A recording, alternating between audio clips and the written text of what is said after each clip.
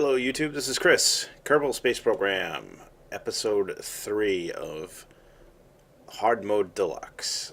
So what I was doing here was, and you'll see they're kind of unconventional, multi-dual repurposed rockets. I turned them into actually, well, not quite rocket planes, but definitely not rockets because they were going sideways. I was using the smallest stabilizers as wings, and it didn't work terribly.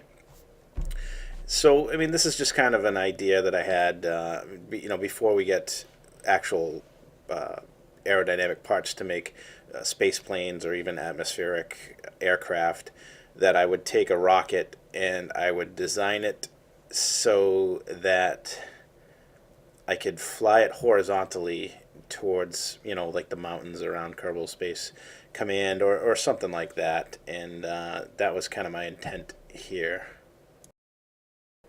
And here is my proof of concept. This is just a small fuel tank. Well, it's not a small fuel tank, but it's a small rocket design. And because it's so small, the stabilizers actually work. And you notice that in this at this profile, I have horizontal stabilizers, I have vertical stabilizers, and then I have vertical stabilizers on the bottom.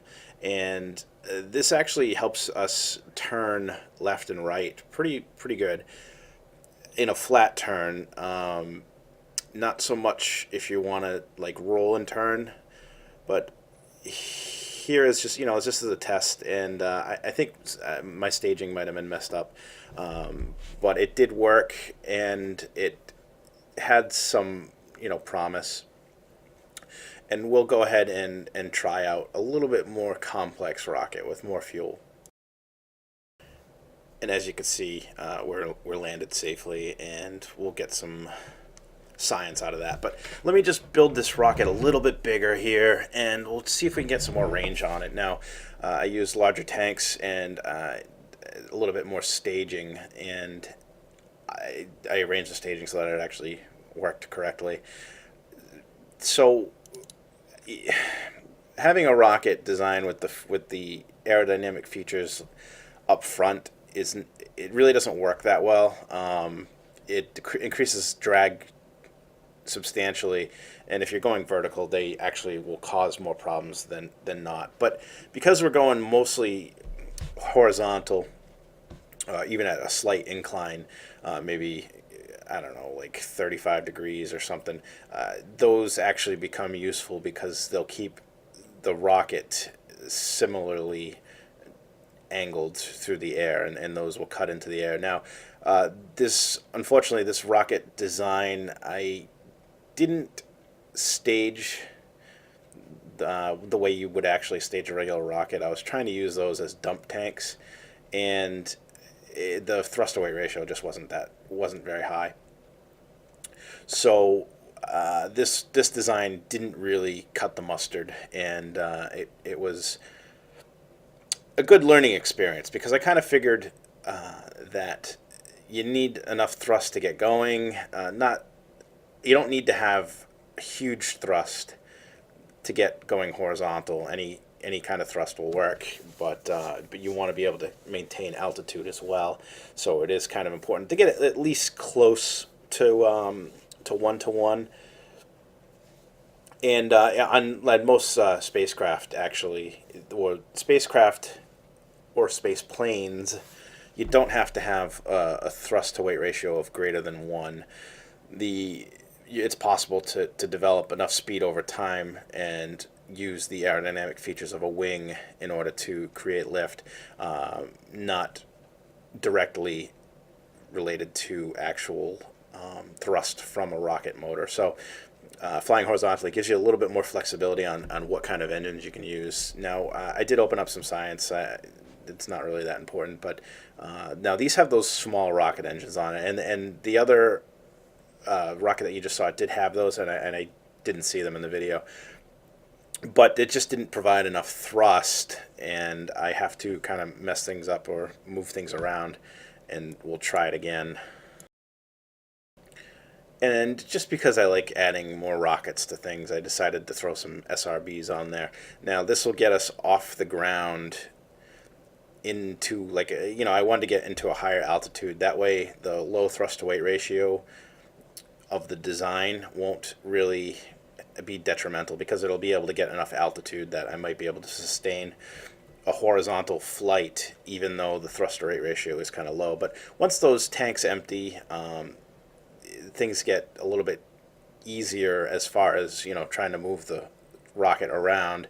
The control issues, there are some control issues that this thing wants to flip end over end at times, and I don't understand it, because normally it was stable flight. And okay, so here's the ditching of the SRBs, and we fired up our main engine and then those booster engines there, and those liquid boosters are actually dumping into the center tank. So once we burn them out, then we can drop those tanks and not really not have to worry about it. Now here's where it actually it's out of control. I'm just barely able to hold any kind of angle on this. The angle of the attack is changing rapidly. It wants to spin around.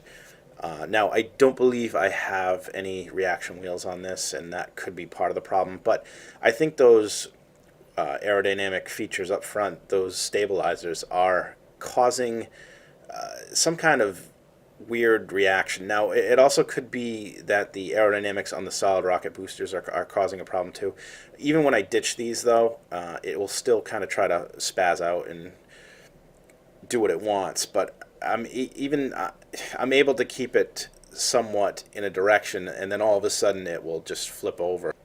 And even though this is flipping out, I'll be able to put it at an angle where it actually stays stable, and I don't touch the controls at all. And I'm just not sure why it was doing that. Why at some point it would, if I put too much or not enough directional control into it, that it would kind of spaz and flip out. But at this angle right here, it's okay. It'll stay that way for a little while. We'll be able to ditch these liquid fuel boosters here, and we have ditched them now, and I'm about ready to ditch the last stage. Now this is the lightest stage, and because the stabilizers are so close to the thrust in the heaviest part of the rocket, it actually flies very well, and it handles good.